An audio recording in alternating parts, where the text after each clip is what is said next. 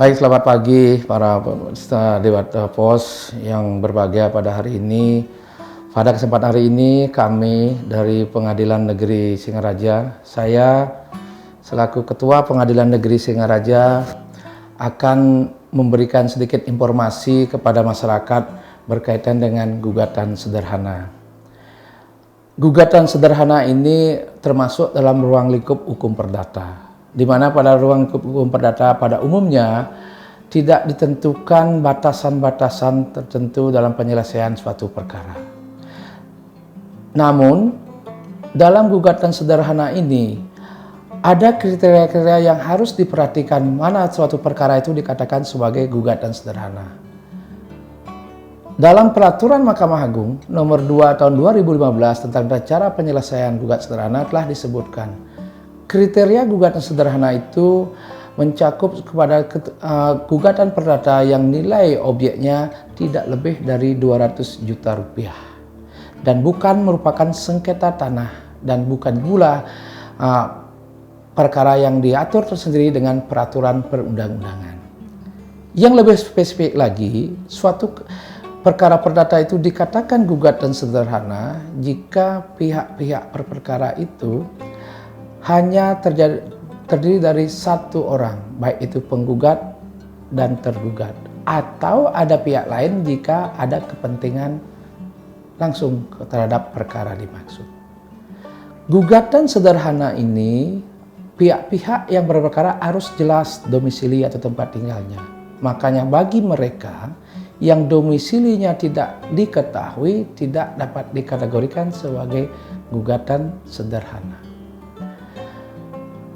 Yang lebih spesifik lagi, gugatan sederhana yang dimaksud dengan gugatan sederhana ini jika pihak-pihak itu berada pada satu lingkungan domisili di wilayah hukum pengadilan yang sama dan para pihak wajib untuk hadir sendiri atau didampingi oleh kuasa hukumnya. Baik, berbicara masalah gugatan sederhana, pada umumnya hampir sama tata cara pengajuannya, namun demikian ada kekhususan daripada pengajuan gugatan sederhana ini. Yang pertama, ketika penggugat mengajukan gugatan, pendaftaran gugatan ini dari pihak pengadilan telah menyediakan belangko yang sering disebut dengan belangko gugatan. Dalam belangko ini terdapat hal-hal yang harus dipenuhi. Dalam hal ini berupa identitas pihak-pihak, apakah itu penggugat ataukah pihak tergugat. Ada uraian singkat masalah perkara yang akan diajukan. Dan ada petitum atau tuntutan yang hendak dimintakan oleh penggugat.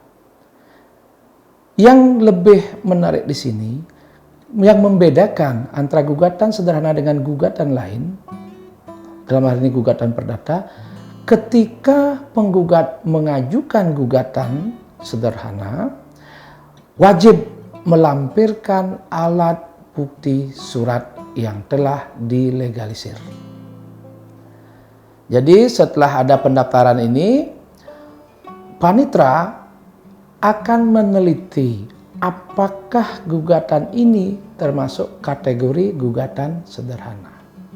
Jika tidak termasuk seperti syarat-syarat yang telah saya sebutkan tadi, maka panitera akan mengembalikan berkas ini.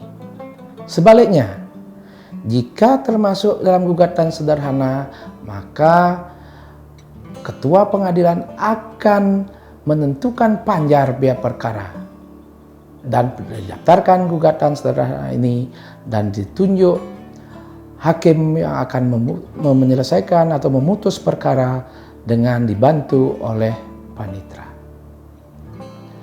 Hakim yang ditunjuk ketika mendapatkan gugatan sederhana akan meneliti kembali apakah gugatan ini termasuk gugatan sederhana sesuai dengan kriteria yang telah disebutkan tadi.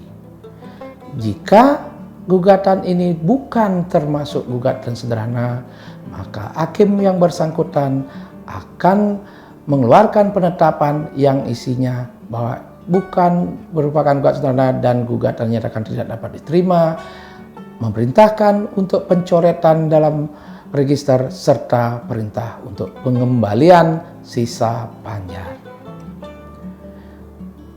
Apabila hakim yang ditunjuk menyatakan bahwa gugatan itu termasuk gugatan sederhana, maka hakim akan menentukan hari sidang dan perintah supaya pihak-pihak dipanggil. Tenggang waktu untuk penyelesaian gugatan sederhana adalah 25 hari semenjak hari sidang pertama. Ketika sidang pertama, ketika sidang pertama, hakim akan melihat jika penggugat tidak hadir, maka gugatan akan digugurkan. Demikian sebaliknya, jika tergugat tidak hadir, maka hakim akan menunda persidangan untuk memanggil kembali tergugat supaya hadir pada persidangan yang akan ditentukan di kemudian. Ketika pada persidangan berikutnya, sidang kedua ini, ternyata tergugat tidak juga hadir, maka pemeriksaan akan dilanjutkan.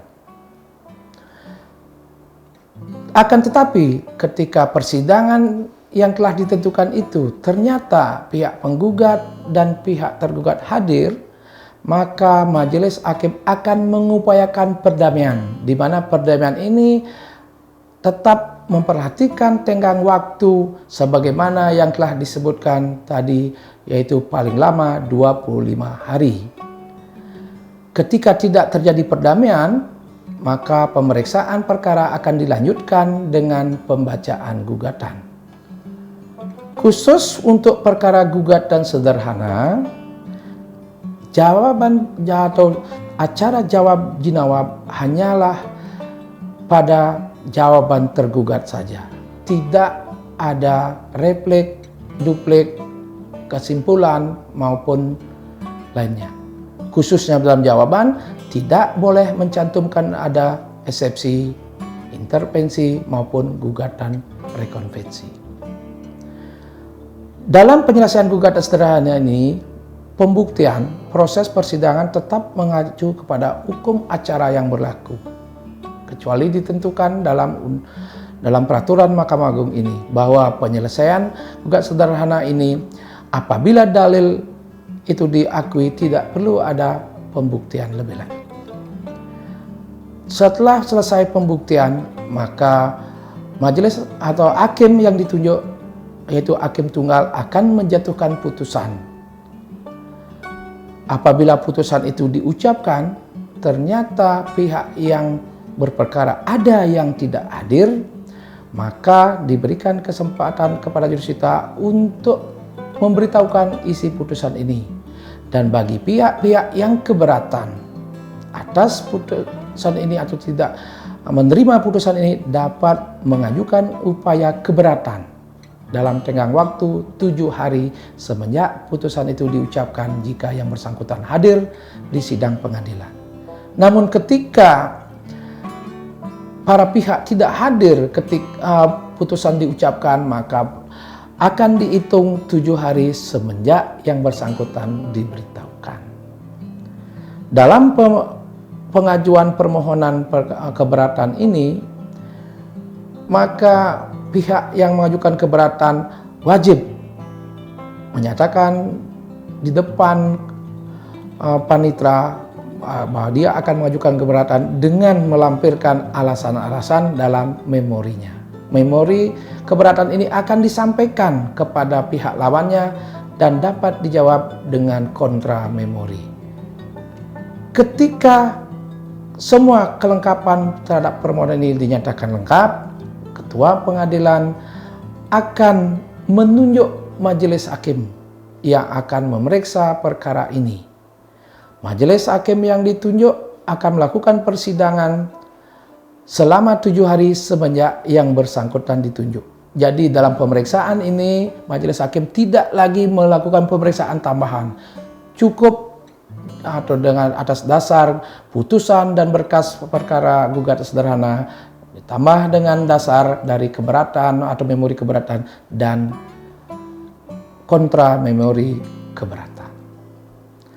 Terhadap permohonan keberatan ini, putusan hakim akan diberitahukan kepada pihak-pihak berperkara dan dinyatakan ingkrah ketika putusan itu diberitahukan. Jadi dalam gugat sederhana ini tidak ada upaya hukum apakah itu banding, kasasi maupun PK. Baik, dengan berjalannya waktu ternyata banyak sekali respon positif dari masyarakat berkaitan dengan gugatan sederhana. Namun dalam perkembangannya ternyata apa yang telah diatur dalam Perma nomor 2 tahun 2015 itu ternyata belum mengakomodir pihak-pihak berkaitan dengan nilai gugatan. Maka dari itu dikeluarkanlah Peraturan Mahkamah Agung nomor 4 tahun 2019 tentang perubahan Peraturan Mahkamah Agung nomor 2 tahun 2015 tentang cara penyelesaian gugatan sederhana. Dalam perubahan Peraturan Mahkamah Agung ini ada hal-hal penting yang dilakukan perubahan. Yang pertama, dari nilai gugatan, dari objek gugatan yang semula ditentukan maksimal 200 juta dirubah menjadi 500 juta. Yang kedua, berkaitan dengan domisili, yang awalnya domisili itu pihak-pihak baik itu penggugat dan tergugat berada dalam wilayah hukum yang sama. Namun dalam Perma yang baru, pihak penggugat boleh berada atau berdomisili di luar wilayah hukum atau domisili tergugat dengan catatan dia harus menunjuk kuasa, baik itu kuasa insentil atau menunjuk wakil yang berada di wilayah hukum pengadilan di mana tergugat berdomisili. Selain hal-hal tersebut, ternyata dalam Perma yang baru ini juga mengatur di mana ketika tergugat tidak hadir, maka hakim akan menjatuhkan putusan persek. Dan atas putusan persek ini, pihak tergugat bisa atau dapat mengajukan upaya hukum persek. Jika upaya hukum persek ini ternyata tergugat juga tidak menerimanya, maka barulah upaya hukum keberatan. Selain dari hal-hal yang tadi, ada perubahan lain berkaitan dengan masalah sita jaminan. Dalam Perma yang baru ini, hakim diperkenankan untuk melakukan penyitaan atau sita jaminan terhadap barang milik tergugat atau terhadap barang milik penggugat yang berada di tangan tergugat. Selain masalah penyitaan, juga berkaitan juga masalah pelaksanaan putusan atau unmoney.